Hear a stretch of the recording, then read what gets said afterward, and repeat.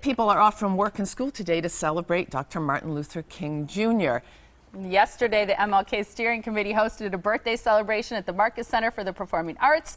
They honored students who interpreted Dr. King's words through art, speech, and writing. And this year's theme is We Must Act Now. And we're joined by the 7th grade first place winner for writing. It's Samantha Hantsche. Hantsche. Okay, there you go. Along with Bridgett Gonzalez from the Marcus Center. Welcome both of you to the Morning Blend. I got to say, speaking of grandparents, we were talking about it. My parents went to, do I have this right, high school with your grandfather. Yes. Isn't that cool? See? Look at the connection we're making. Well, that's so cool. Nice to meet you, and congratulations. Congratulations. To you. What a wonderful honor. Yeah, so tell me a little bit about what you wrote, because you had to use this year's theme, right? Right. So this year's theme was We Must Act Now, and so I kind of connected that to equality for all people. And so basically, there were instances this past year where people have not been treated equally, and I really wanted to highlight those in my essay. Good for you. How did you first hear about the contest? Well, my teacher, Mr. Key, he Yay, teachers! Yeah, teachers! well, he gave us information about the contest and suggested that we enter. You know, every year we have a winner on the show and highlight them and let them read a little bit of their speech. I'm always so impressed with the writing. I bet the event itself, which happened yesterday, was just incredible, like always, right? It really is. Every year it just seems to get better and better.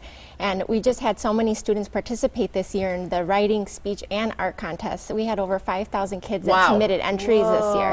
Wow, it must have made judging absolutely impossible almost, yeah?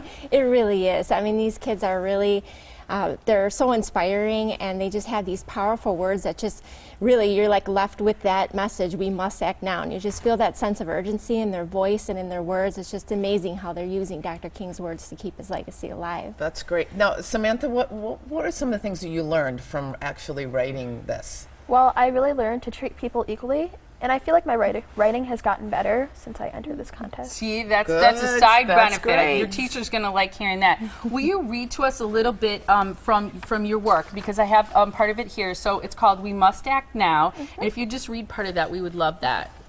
On September 6, 1960, Dr. Martin Luther King Jr. said, "If America is to remain a first-class nation, it cannot have second-class citizens." 3 years later, Dr. King addressed the nation on the steps of the Lincoln Memorial.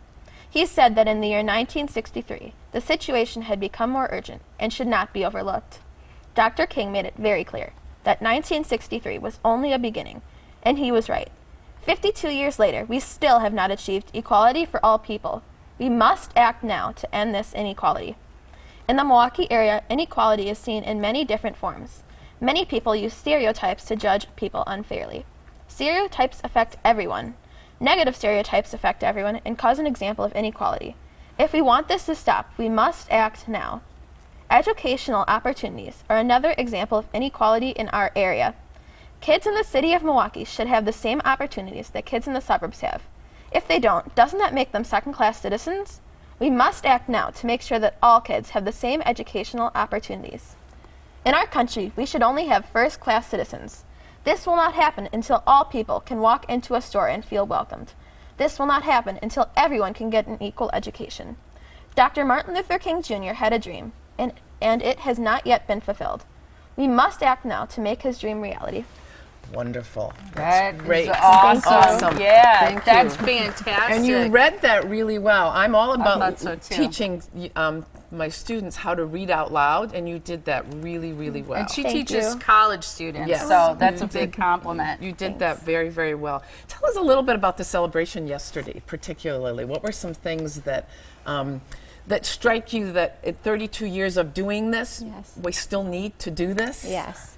Well, what's really amazing is that the theme from Dr. King's teachings, like We Must Act Now, is selected months in advance, several months in advance, and it's amazing how it starts coming alive throughout the year, that things are happening around the world and in the community, and how this theme can really bring alive what's really going on and bring home to and inspire everybody to make and be that change. And I think the crowd was really left with that.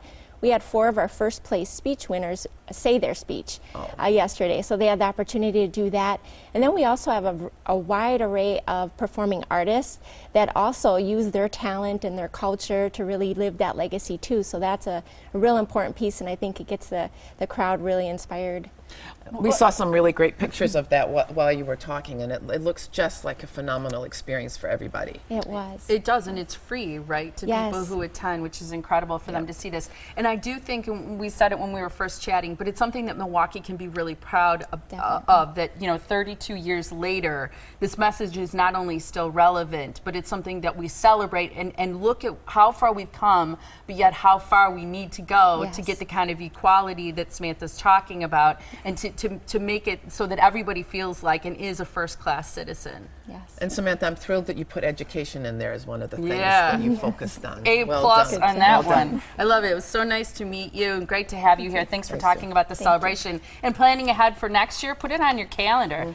Everybody should head on out to the MLK Jr. birthday celebration. It happens every year on a Sunday right before MLK Day next year. So 2017, we're talking about Sunday, January 16th. It's at the Marcus Center for the Performing Arts. It's free, it's open to the public, and you can go to marcuscenter.org to find out more.